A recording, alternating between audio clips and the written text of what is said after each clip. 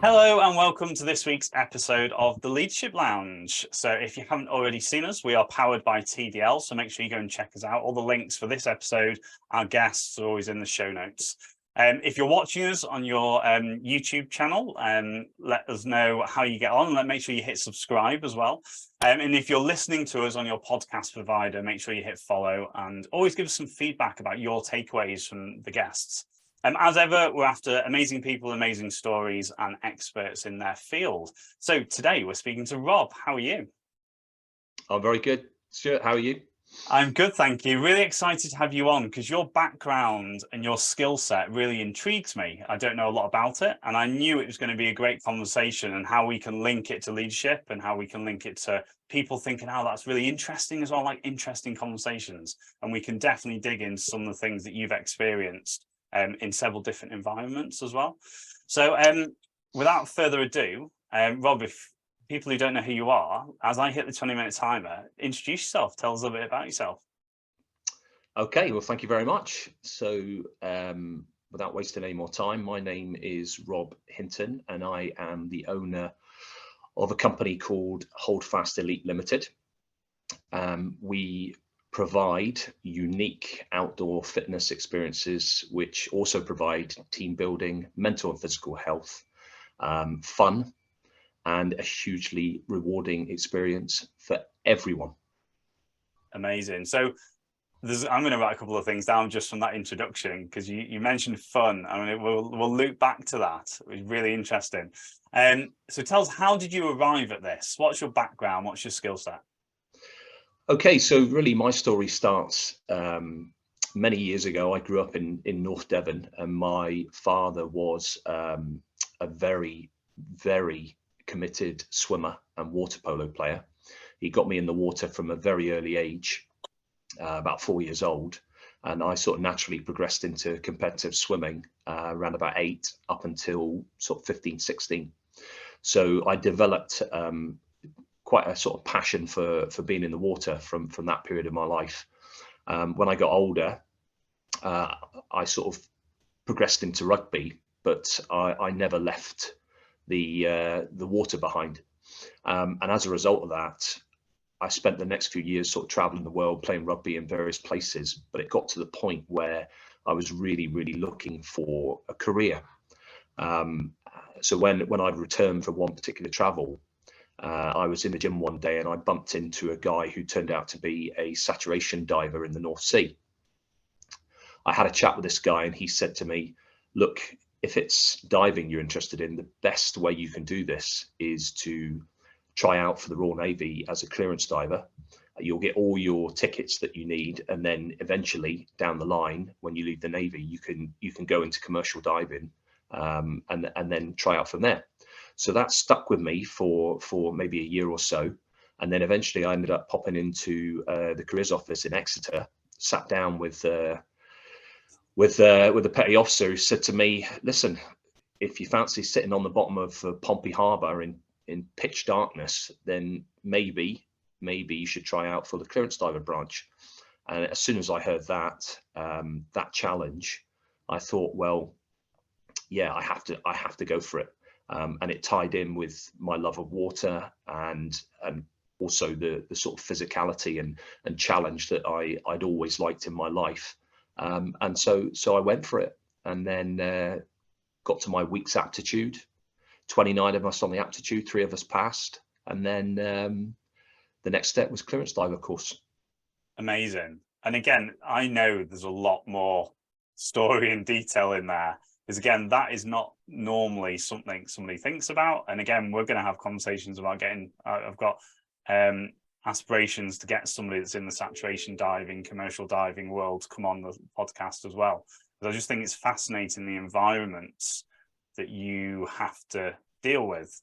So from our perspective of talking about leadership, tell us a little bit about the training elements of what you need to go through, because I can imagine there's some element of comms in difficult environments with certain resources, even in pitch dark, like that you said that people are, how did you possibly achieve high performance and achieve a result when there's so many things against you.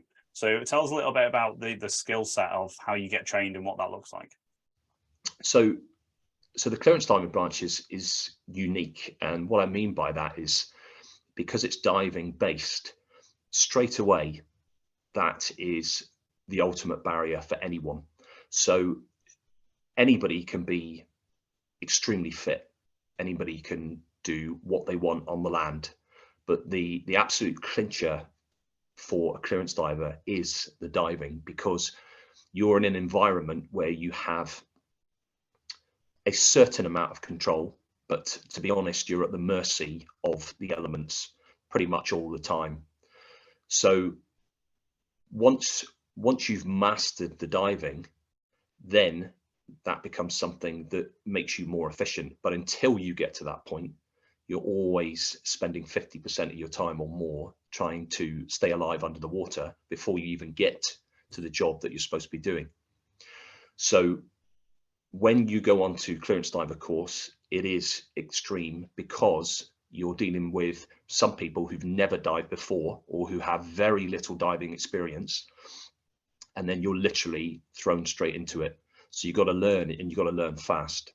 And the person that goes through the clearance diver course and passes is definitely a person who has that unique mindset, because it is not for everyone. And I've seen guys on my course in particular who are extremely fit, but when it came to being underwater and not being in control all the time, no, they didn't want it, and they couldn't handle it. And that's completely normal. That's normal in military diving, and it's also normal in scuba diving and commercial diving. So the course itself was, I think 24, 25 weeks long. And the first phase of it, the first sort of 10 weeks or so, is really testing your character.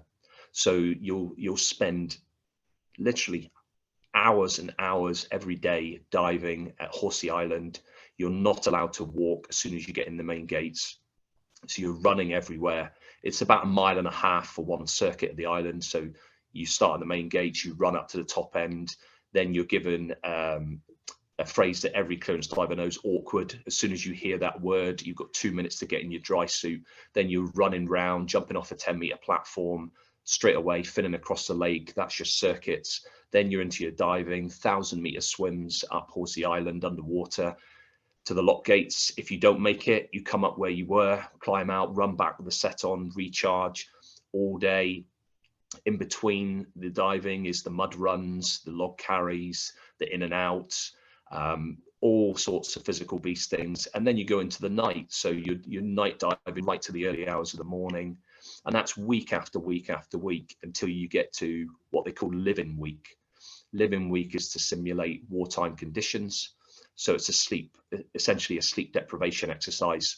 You start 0800 Monday morning and you finish roughly sort of 1600 Friday, and you get a very, very minimal amount of sleep with diving operations all day and all night round the clock, as well as the physical testing that we've already spoken about. So by the time you get to the end of that, again, some of the courses you were down to 1 or 2 people or less than 50%.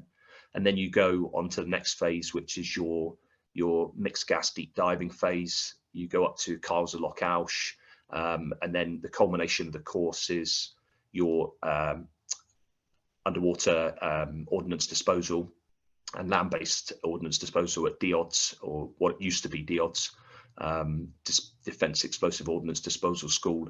And then once you'd finished that, if you got through everything, that was you badged up as a clearance diver. So, you know, the course was fantastic. I really enjoyed it.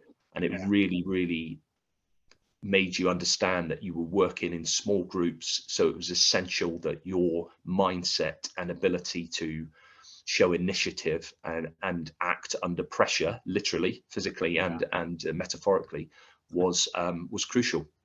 So with that, obviously, I appreciate the training element of that, and obviously it leads on. You mentioned then working in small teams. What elements of, in your perspective, perspective of individual and team elements, like was there a team element check in that training as well, that you could work as part of a team? Because Yeah. what you said there is there was a lot of individual. Can you pass? Have you got the fitness? Have you got the mentality? Have you got the mindset? How do they get that kind of like, have you got the ability, the character to be in a small team? Because we all know that's a lot different to being in a large team. It's quite character based, isn't it? Yeah. So again, going back to the branch itself, is the way it works is operationally, you've got your teams of, say, maybe 30, 35 guys, spread across the UK. However, when you're conducting diving operations, you'll almost always be in small teams of 4 or 5 guys. So one guy will be the supervisor, and the rest of the guys will be the divers, stroke tenders. So you're always working in small team environments. And that's where it goes back to, is what you were saying before about communication and leadership. Is, as a clearance diver, communication is absolutely crucial, because you're having to report your set before you go diving. You're having to give a running commentary underwater at times. You're having to deal with dressing other divers in, getting them out, preparing the kit. So when you're in that small team environment, if you lack good communication, it's a critical thing, because everybody is relying on you to do your particular job. And if they don't know what the status of what you're doing is, then it becomes a burden. Yeah. So communication was really something that was drummed into us, even to the point where when you were preparing an operation, you would know all your diving preparations off by heart. So your reports, you wouldn't need to look at anything. It was so drummed into you. The communication aspect, the signals. So that's, the comms was really, really pushed hard. The other thing is the leadership. Clearance divers are slightly strange, because even though you have your rank hierarchy, again, you're dealing with, you don't have strictly time to micromanage everybody in a small team environment for diving. So you're really, really relying on them to use their initiative and to make sure that they can get their particular job done, and then report back to you with the good comms, or for you to take the reports and know that something's been done. So the leadership element really stems, even from the beginning, it's self-leadership really, because it's not like, say, a traditional large group, say a platoon or a company, etc., where you might have a mass leadership thing. Clearance divers normally work in these tiny groups, so the initiative and the leadership was really drummed into you from the start. Do you know one thing that shines out there as well, and I'd love to know, in your perspective, how they build this? But there might be conscious or subconscious on reflection. There's probably things, and I know there's stuff in like the military terms that happens that you may be not aware of at the time. But obviously, from what you've shared already, small teams, the environment you're working in, the big thing that comes out to me is trust. Like, how important is that?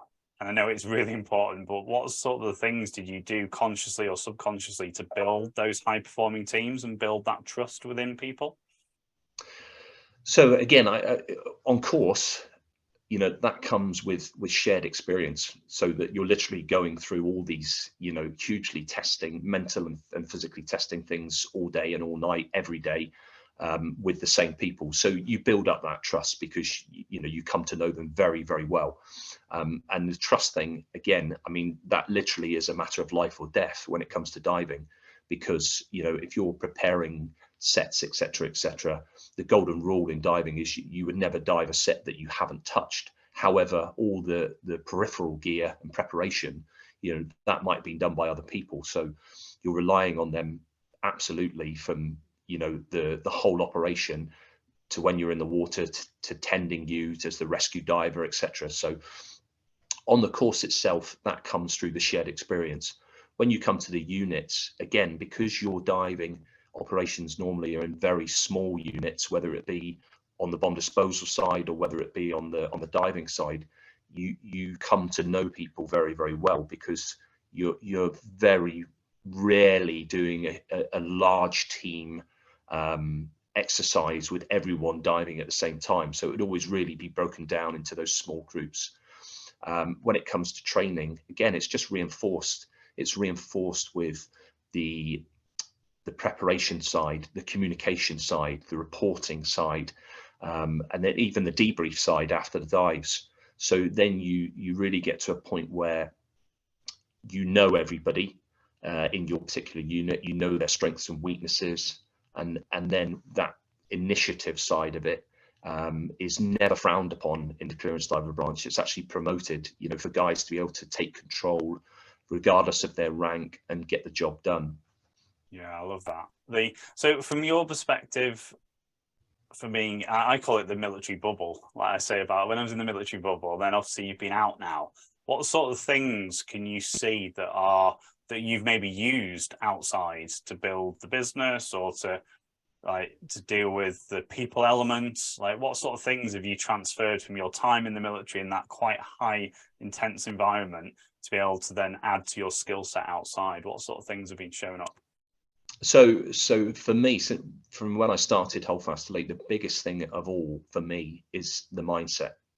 And what I mean by that is what the clearance diver branch taught me is the ethos really is there's no fuss, you know, there's no fanfare or glamour. Is if you want to be something, then you just get it done. And that's the biggest hurdle I think that most people in civilian life face when they can't do something. It's not that they can't do it, it's just that they're defeated before they even start. Whereas for me, going through clearance diver training, becoming a CD, and then afterwards really reinforced the mindset of if you want to do anything, then you just step forward and do it, you know. And if you fail at something the first time, well, that doesn't mean you walk away from it. It just means that you go back and try again. And so that mindset is something that starting the business is, regardless of whether it's someone who's working for me or how I'm trying to build the business to other people, it's really trying to get across that message that, you know, there's nothing to stop you from doing it apart from yourself. And when you step forward, you'll get the reward from that, and you spread that onwards. You spread that sort of positivity onwards. So that's the biggest thing, is the mindset. The other thing as well is, I think, trying to get across the discipline. We spoke about it earlier, you know, the time thing, for example, is trying to get across the accountability for someone to say, look, you know, if you're asked to do something, just get it done, and then report back when you've done it, or, you know, let someone know that you've done it. That doesn't have to be this big sort of, again, this big fanfare about it. It's just, that's your task, do it, and then you'll get the reward, the company will grow, etc., etc. Yeah, I like that. So let's dig into what you offer as a business. We've got like 3 minutes left. It goes really quickly. Tell us a little bit about, because again, it links to the company's ability to invest in team building, getting people together to test them, adapt to change, go outside your comfort zone. So to give us a little bit of a flavour about what you actually do. So Holdfast Elite is an outdoor fitness challenge, a series of challenges. They're based on Royal Navy mine clearance diver fitness training, only surface. So basically, in a nutshell, you turn up, I give you a wetsuit, a pair of wetsuit boots and a set of fins, and you do this fantastic fitness challenge in the water and on the land based on clearance diver training. Now, it's all about the mindset. It's all about fun, positivity and mindset, and getting people to do something that they instantly think, I can't do that. So we've run over 25 challenges now, and we've got a 100% 5-star feedback. Everyone who comes and does a challenge walks away absolutely glowing with pride, achievement, mental and physical health. So we offer amazing team building on the challenges. We really push the mental and physical health side of it. And the beauty of the challenges are they're for everyone. So we've got some of the top schools in Scotland coming in August. We've had 4-5 Commando. We've had multiple Royal Navy University units. We've had several major charities. We've had bomb disposal units from the US, from the UK. We're now just starting to get some really big corporate businesses coming in. So the idea is that we want to get this nationwide, and it's really much, much bigger than an outdoor fitness challenge. It's about pushing that mindset, spreading that positivity. I love that. So whereabouts are you again? Remind us where it is. So we've got a main site in Perth in Scotland. We do beach challenges as well in East Lothian in Scotland. We've got a site in Cambridge, which is for military units only at the moment. But the idea is, the plan is that we're going to push this nationwide in the next 3 years, and then really go bigger again, get it across the pond. Like I said, the plan is it's much, much bigger than an outdoor fitness challenge. It really is a crusade to get people to go, do you know what? There's nothing to stop me doing anything I want. Just step forward and get it done. I know, what a great way of finishing the podcast as well, because that links to everything we've talked about so far as well. And I was going to pick it up, but you've covered it already, which is great, about the elements of fun. Like having that element of fun is so important because it binds people together. And especially in this world of digital, and we're adding value to those when you do get together, it's for a really good reason. We're not just ticking boxes. So I love that concept. So Rob, thank you so much for your time. Ladies and gents, if you enjoyed that, make sure you let us know which bits you can resonate with, which bits you thought were really good. And if you're watching us on the YouTube channel, make sure you subscribe. And if you're listening to us as you go by your day, and make sure you follow. And every week we've got some amazing people to add value to your leadership journey. So Rob, thank you so much again. No problem, Stuart. Thank you very much for having me. No worries. And we'll see you all next week, ladies and gents. Take care. Bye. Bye-bye.